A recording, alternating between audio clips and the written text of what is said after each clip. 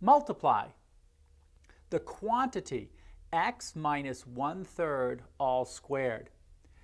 The first thing is to recognize that this is the difference of two terms squared.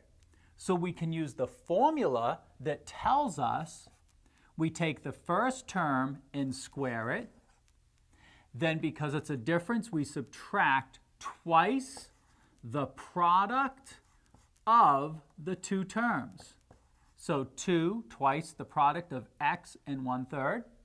And then the third term, we add the second term squared. So 1/3 squared. And now let's simplify. We have x squared, which remains the same. We have this negative 2 times 1/3, which gives us negative 2/3 times the x.